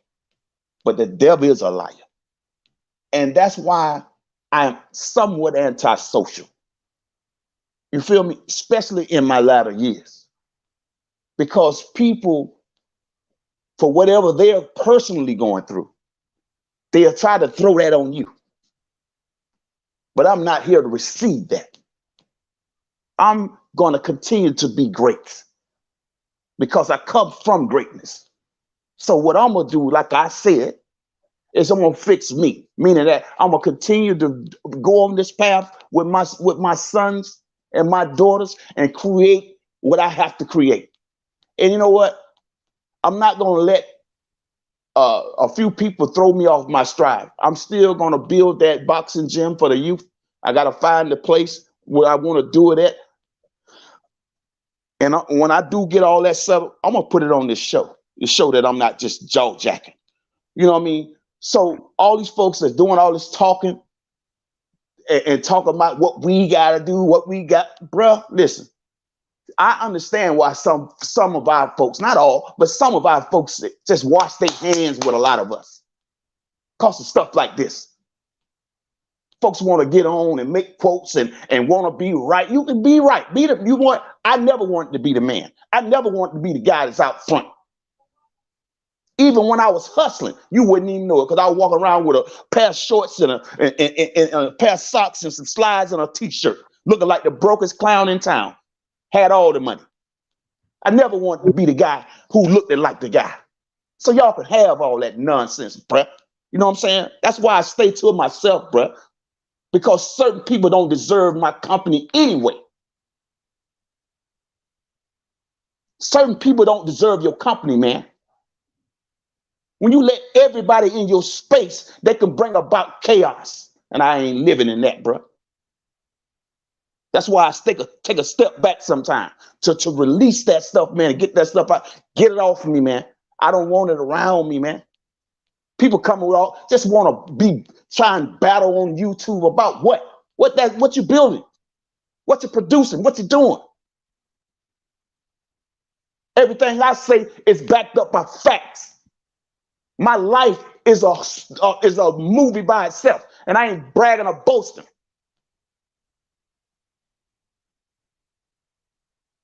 The things I've gone through, bruh, and the things I've seen, it'll take a hell of a man. It'll take a hell of a man.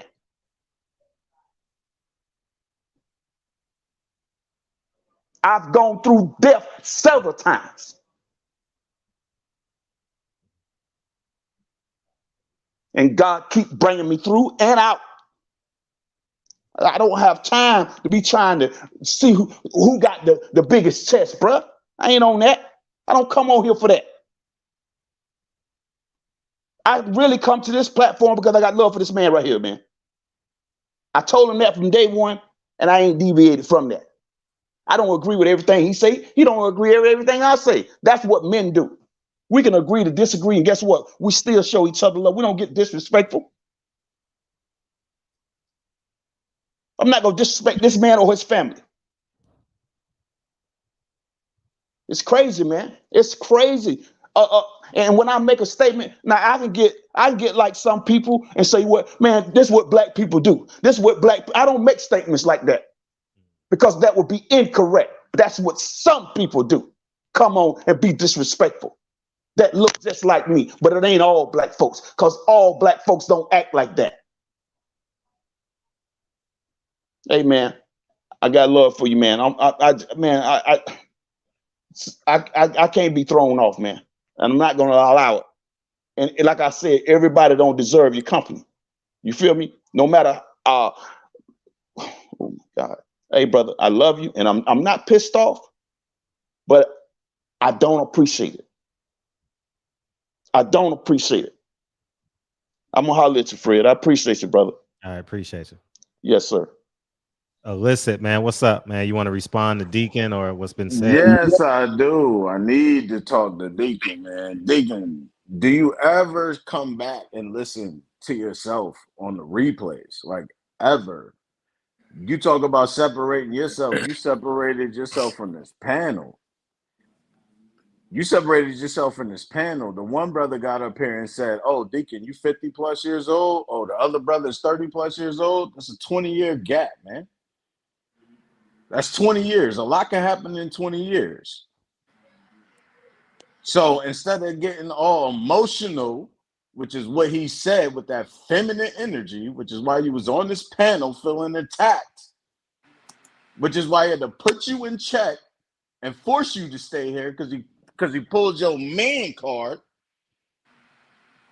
That's what we're talking about, man. And that's the big struggle that I got with a lot of with some of the older people, man. Y'all just want to be heard. You don't want to listen. And that's why these young niggas got a lot of you old motherfuckers scared to go outside past 7 at night. I'm just keeping it real. Miss me with all that back in my day. Go ahead, Fred. My bad. No, I was gonna say Deacons. I'm gonna let Kyle get off, and then Deacon's gonna come in and respond. But go ahead and continue. Yeah, so that's all I'm saying. And Deacon, I know you're gonna come in here with all your little shit, because I'm in here every day. So I see you when you pop in here. I'm in here every fucking day. You got these brothers in here trying to build, and here you are. The 50-plus-year-old senior of the building, the elder of the panel, being emotional and shit, man. Get your shit together, bro. On the real, listen to the youth. That way you can guide the youth. Stop feeling attacked on YouTube, man. Kyle, how you doing, man? Doing great. Any responses? What the hell did I walk in on? Same thing you heard in the car, just. So I gotta say this, man. August 13th. Yes. The boxing section. We all gonna be in Vegas. If y'all could come, pull up, man. We all gonna link up for the Troy Isley fight out in Vegas. So it's about 10 of us now. So whoever want to come through, man, come through. If you come, you might get something from me. I might have some shit for you. You know what I'm saying? You might get a shirt or something. You know what I mean? Just depends. You gotta bring Nani up when you come upstairs. She fell asleep. Yeah. So August 13th, man. Any response to what's been said about? I know how you feel about niggas and black men. I already know black people. I understand you just said that quite a few times, and hopefully you get better. Obviously, Deacon's gonna come back. Y'all know Deacon's coming back, and then we'll go Deacon, Hannibal, Zoe, and feel free to chime in anytime you want, Kyle. Real quick, I gotta say this, Fred. Yes, please. Well, you was dropping gems. Me and my wife was sitting there, just talking. Man, dude, at the club last night, right. You would never, you wouldn't believe this shit. What's that? The same exact thing that you said about the boss bitch. We kicking this broad at the club. She's like, I'm a boss bitch. And you gonna take your boss bitch ass out this club. You know what I'm saying? Like, you got to, dude, they think $20 is $200, bro. Like, pay the 20 and shut the fuck up. You know what I mean? When you said that boss bitch shit, like trying to have that masculine, I'm ready to fight energy, that was that bitch last night. Go sit down, man. Go with a man. Anyway, we'll talk about that after, because our Deacon is biting at the bit. I want to respect him. He finna let him have it. I just want to be a fly on the wall. Go ahead, Dick. Get it, Dick. Yeah, I'm trying to figure out what this what you talking about, brother? I'm talking about you. I'm talking about what I've been seeing from you for the past 6 months on this panel. If you got an issue with me, bro, you can see me. You can see me. You can see me if you got a problem with me, partner. 50 years old, remember. You can see me, partner, if you got a problem. Who you leading, Deacon? And now hold on. Now, if you got a problem with me, bro, because don't come over here disrespecting me, brother. Everybody disrespect. Because guess what? Now, since you want us to my brother, let me tell you something, man. We can delegate, or we can meet up. How you want to do it? Because I can do some delegation too. Now we're gonna delegate, dude. Hey, what do you say? Highly blessed and highly favored. You need to stay in your lane and don't disrespect people you don't know who you're talking to, partner. Where was the disrespect, Deacon? Don't disrespect folks you don't know who you're talking to, partner. Where was it at, I will make one phone call Deacon, on your ass, answer nigga. the question. Oh, you the pulled up church on guy. you, nigga. You understand me? Don't disrespect me, partner. Don't come up here trying to get clout disrespecting me, partner. The church guy? Hey, let me tell you something. I ain't never been a punk in the church or out the church, partner. Fred, you see this? This can go down in the pulpit if you disrespect me. Where was the disrespect, Deacon? Get out your emotional feelings and answer the damn For question. one, don't come on here calling me out, disrespecting me, because I never I've seen you plenty of times. Never said nothing to you, partner. Where is the disrespect? Don't call my Deacon? name in disrespect, period, partner. Where is the disrespect? Answer the damn question, Deacon. I don't answer to you, nigga. Oh, okay, that's what I thought. That's what I thought. That's what I thought. That's what I thought. Just another old nigga talking. Just an old nigga running his mouth. You know what? Already, let me tell you I am something. the disrespectful nigga, by the way. You know what? The young You know what, nigga though? that don't respect You know old what? niggas, that's me. You know what? That's You me. don't even must know what I just did to you just that quick. You don't even know what you up for right now, brother. Enlighten me. No, you don't even must know what you done just caused, brother. All right. You don't even know what you just caused, nigga. I don't even get pulled out my character like this here, bro. But let me tell you something, man. This is why I say I'm antisocial, because I'm not trying to allow people to pull me back into something, bro. Don't come over here. Let me tell you something. I'm gonna tell you something, bro. Why? I'm gonna tell you why I show a lot of respect to any and everybody, because you never know who you're talking to, partner. Tell me where the disrespect is, G. If you don't know, therein lies the problem. No. Therein lies the problem. Old niggas thinking that I'm a mind reader. I got a wife for that. Be a man and tell me where I disrespected you, because I'm a man and I wouldn't have no problem telling you. Let me tell you something. If you didn't disrespect me, why would I be coming back on the panel to address you? Because I said your name. Because I said your name. That's why you here. And that's what it is. So you can't even be man enough to come on. Not right now. You're eating on yourself. Quit eating on yourself, partner. What is he talking about? You're eating on yourself, partner. You're backtracking. How? I'm still trying to figure out where the disrespect. Say exactly what you were saying before I came. That brought me on the panel.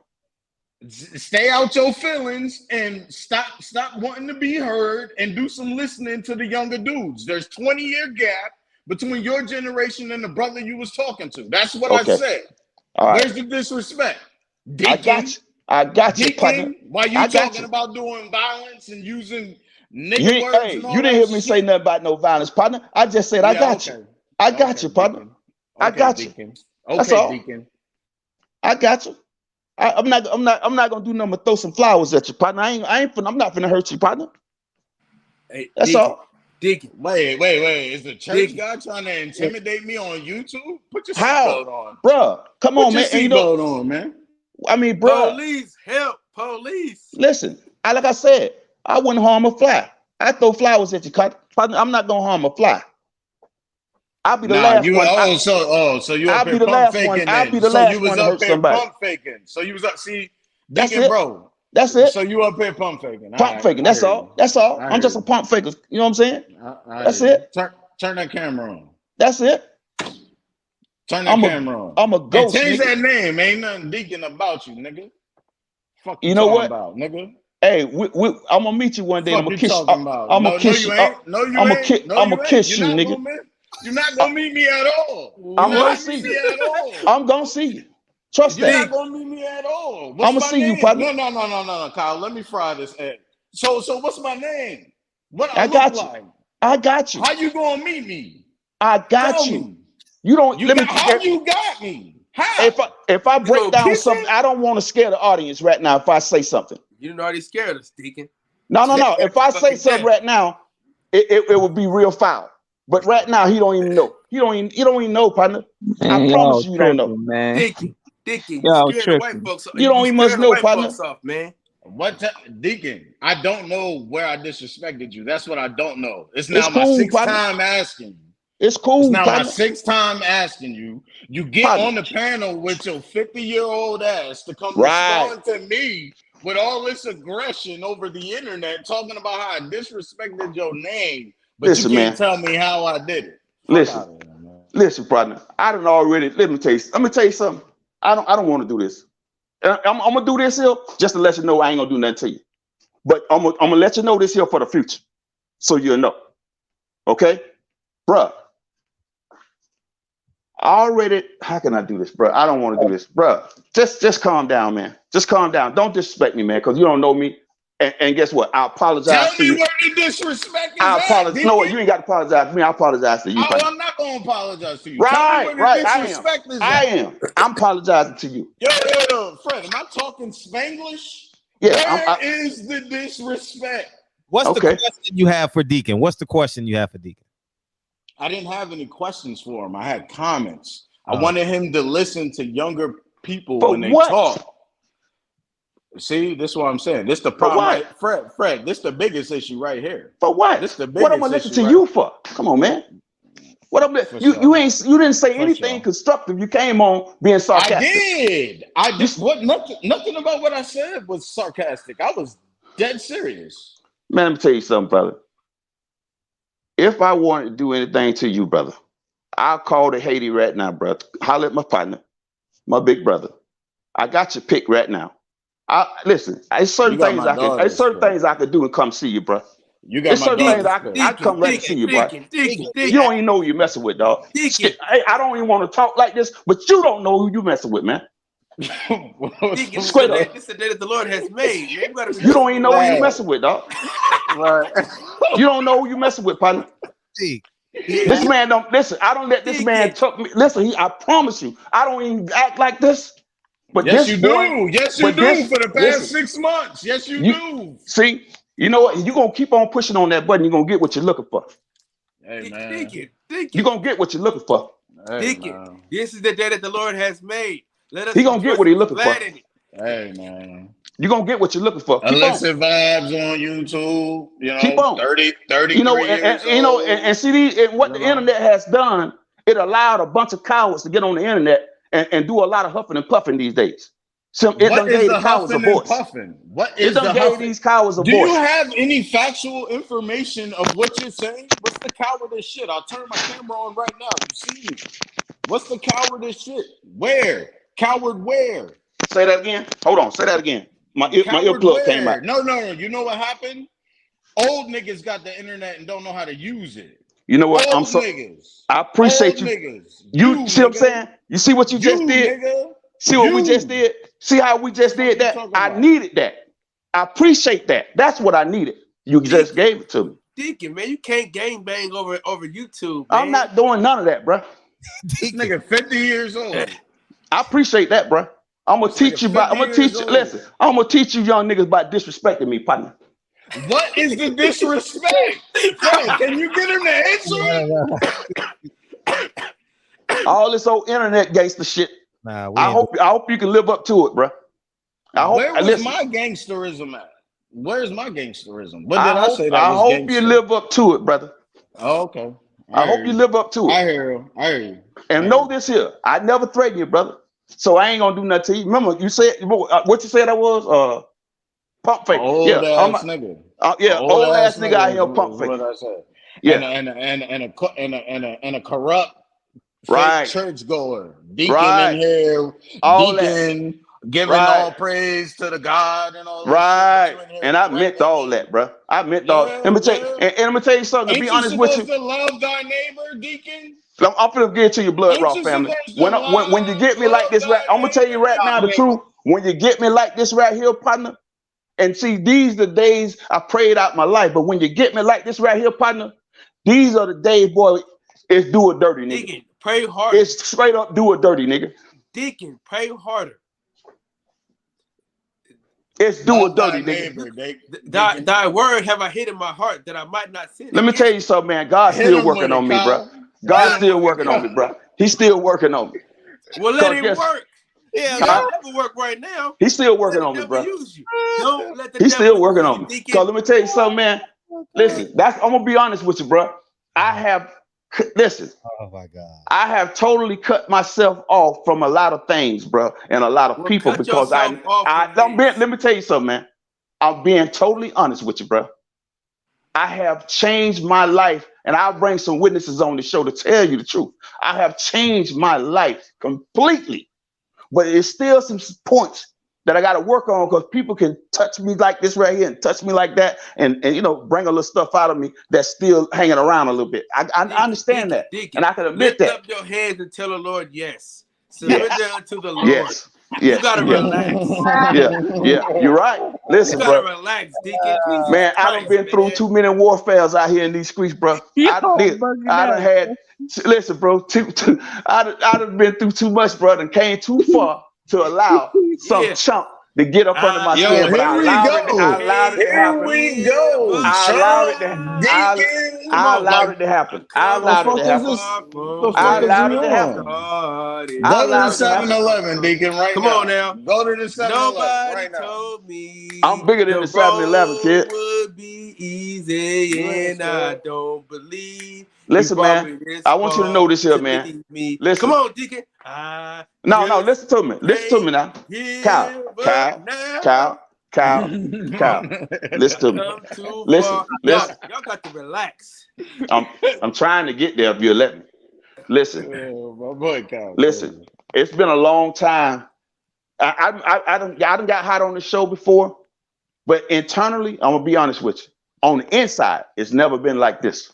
I'm gonna be honest with you. I'm gonna do some praying because I really want to do something to this young man. Yeah, man. Listen. Yo, but off the basis of what? I'm telling you straight Fred. up. Yo, Fred.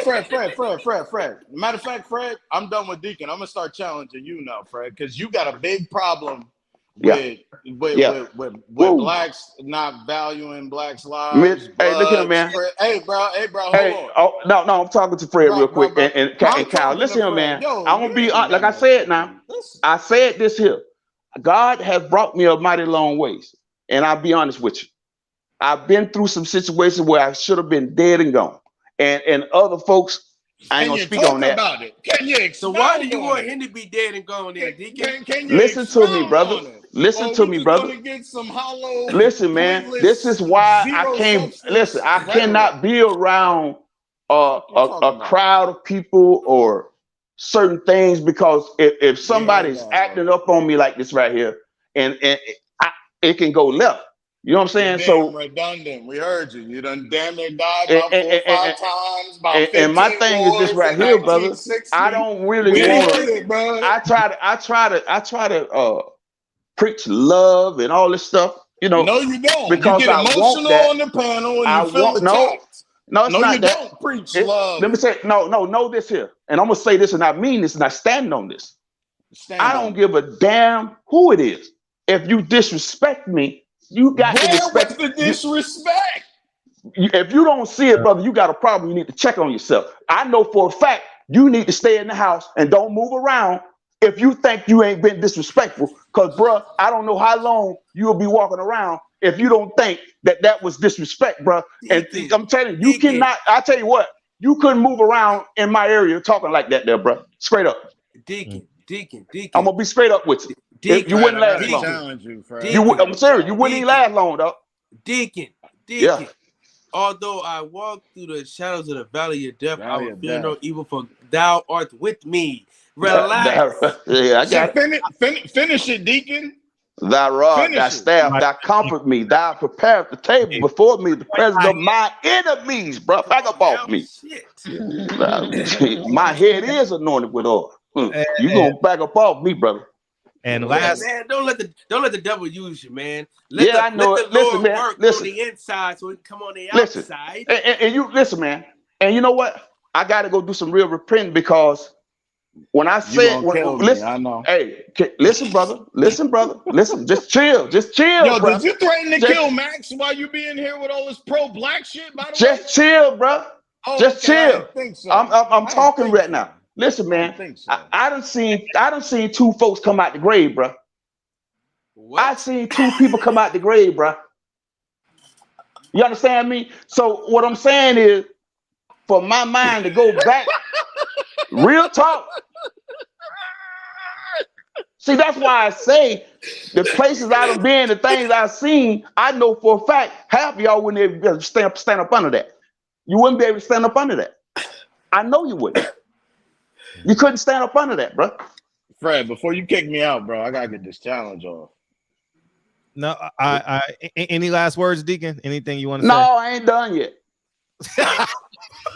No, I ain't done yet.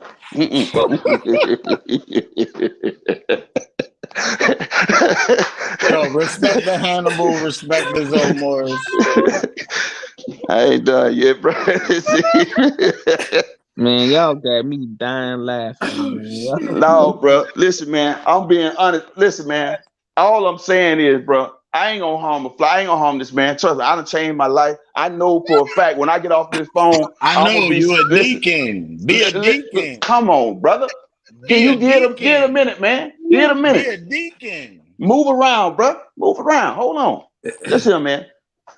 All I'm saying is I allowed this young man to take me to a very, very dark place. And I should not have allowed that to happen. And I'm very upset with myself for that. You know what I mean?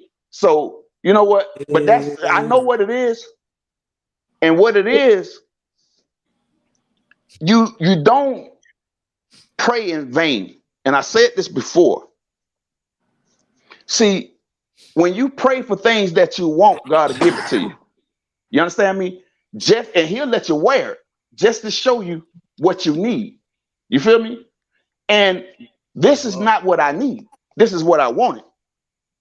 And see, when you want things, you'll get into the company and you'll get into things and around folks that you shouldn't be around.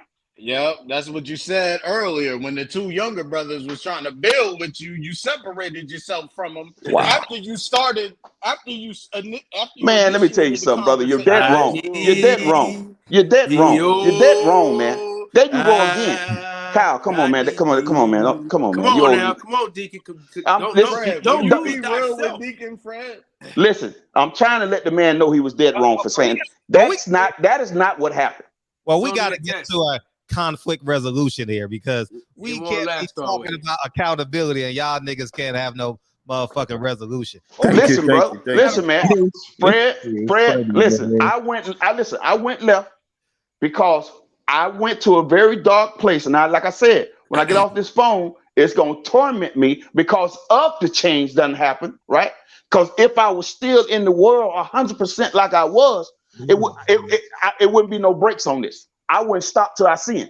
You see what I'm saying? How'd you find me though? Bruh, you don't even must know. That's what I'm saying, bro. You don't even must know, man. Stop with the trend, see, bro. Since you want me to answer the question? Hey, Fred. Do you want me to answer the question? No. Because I could clearly give it to you, but I don't think you're gonna want to know how I'm gonna find you if I wanted to. Yeah. Come on, man. You better stop, man. But Dread Wayne wanna come in and chime in. Yeah, man. Yeah, I'm 51, so I'm close to Deacon age, bro. And bro, you out of pocket and you're disrespectful, and that's why we don't get respect. That's why we can't go down the street and tell any of these young guys who's 15, 20 years younger than us anything. They look at us like, what have you done? Look, what you've done is like it's a mental illness that haven't been diagnosed. You out of pocket, and you know you are, and you compounded it by keep on talking about this. You cannot threaten that young man for giving his opinion. We can listen and we can direct them in a path that is right, bro. And I'm ashamed. I'm ashamed to be affiliated with you. I'm 51 with 2 kids, bro. You're not affiliated, bro. Hold on, partner. I don't know you, nigga. You ain't affiliated with me. The fuck you talking about, nigga? Here we go. Here we go. You done lost your mind, nigga. What the hell wrong with you? Out of pocket, bro. You can suck up. Hey, nigga. Agitate the gravel, nigga. Agitate the gravel, nigga. Agitate the gravel, nigga. Nigga, agitate the gravel. Let me speak. Hey, Fred, let me speak because you muted for a second. Agitate the gravel, nigga. You know what I mean? Let him get off, D. He's been traumatized. He's went through some trauma in his life, and he don't know how to deal with it. So this feminine energy is coming out. And this kind of action, going back to the point of the show, give women the leeway to say, I'm not dealing with him. I go deal with a woman and deal with that same energy. I'm not staying around. I'm being independent because the men are so sensitive they cannot even deal with opposition. Opposing opinion is enough for you to try to kill someone on YouTube. So now they stop you and they take you to court one day and they pull up this video and say he has the potential to kill someone, and that's what he did. Like I said before, you create your own jury because of your mouth. This is a dangerous dude. And this is what we have to deal with on a daily basis. Now, you think it's favorable for a human being to come and tell someone, when I was young, I would have the potential to kill another person that looks like me. I look, I'm just holding myself back, but this young dude might be the guy with something pop off in this country and there's a civil war. He might Come on, be man. the guy who You meant to tell me you did that. Yeah, let him respond. You're disrespectful, bro. I'll let you respond, Deacon, for sure. Promise you. Deacon, he's this. You should cut him off, Fred, because sometimes no, because this is the barbershop. We ain't cutting. Man, I slap the skin off this nigga. No. I ain't lying, bro. I slap skin off this nigga, man. No, you're not. Nigga, I slap skin off your ass, nigga. You disrespectful. You traumatized. You're female. Nigga, you a cow. Nigga, you not American. I don't even know who you is, nigga. You're talking with a nigga. You're talking with a cow tongue. You cow tongued motherfucker. You don't go sit down somewhere, nigga. I know something. Who the hell you think you talking to, nigga? You dick in the booty ass, nigga. You don't set your dick in the booty ass down, nigga. I know something. You's a dick in the booty ass nigga. Nigga, go kick rocks, nigga. Fuck you talking to, nigga. That's lame ass nigga. That's why the black women fuck you think you talking to, lame? This is the excuse. Who the fuck you think you talking to, lame? That black women use. Who the fuck you not to think deal you with talking black to, men, lame? bro. Lame ass nigga. That right here. Nigga speaking with a fucking cow. You cow-tongued motherfucker. You don't get down the road, nigga. Agitate the gravel, nigga. Agitate the fucking gravel, nigga. That's the hip hop culture we talk about. Nigga, fuck you in a hip hop, nigga. That's the guys. Lame ass motherfucker. Who is this clown? Because you don't sound like an American. Who is this clown? Deacon. Cow-tongued ass nigga. You don't go sit, nigga. Sit down, nigga, before you get. Well, you better sit down somewhere, bro. Sit down, clown. This is why women. That's why the women don't deal with us, nigga. bro. Nigga, you don't go sit down, nigga. Get them nuts off your chin. Get them nuts off your chin, nigga. That's that gay. Get them nuts off your chin, nigga. You revert to homosexual talk. Get them nuts off your chin, nigga. Wipe your chin, nigga. Wipe your chin, nigga. Yo, I hope they killing Deacon in the comments. Yeah, nigga. I hope now nigga gonna kill me, nigga. Man, in the comments, God damn. Nigga, y'all niggas better find out who you fucking with, bro. Listen, I'm a good dude, bro. We know who we fucking with. You're not a good dude, bro. I'm a good dude, but I ain't nothing to play with. A gangster Christian. I ain't nothing to play with, bro. You're not a good dude, bro. I'm a good dude, but I ain't nothing to play with. Let me tell you something. You old broke ass lames, nigga. Nigga, you niggas don't mean nothing, nigga. Figure out how you gonna pay your rent, nigga. That's what you, nigga. Go figure out how you gonna pay your rent, nigga. That's what you need to do. Don't worry about me, nigga. Your people, Deacon. What makes you think we broke, Deacon? Nigga, figure out how you gonna pay your rent.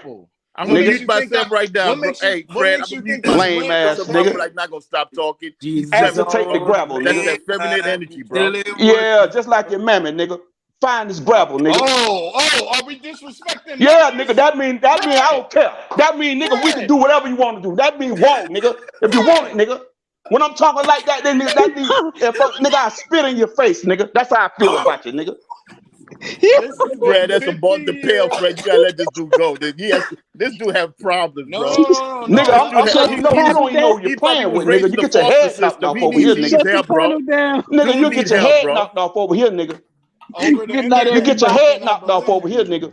I mean, nigga, 100 rounds. Nigga, you get 100 rounds across your head, nigga. Deacon. Get a whole 100 rounds on your head, nigga. You know what? On your head, nigga. Today Saturday, cause damn, we going off like it's the Yo, weekend. Deacon, Deacon, real talk. Find somebody to play with, nigga. Where was all this? Why you threatening to kill 2 blacks though? Nigga, fuck you niggas. Fuck you clown ass niggas. Hoe ass niggas.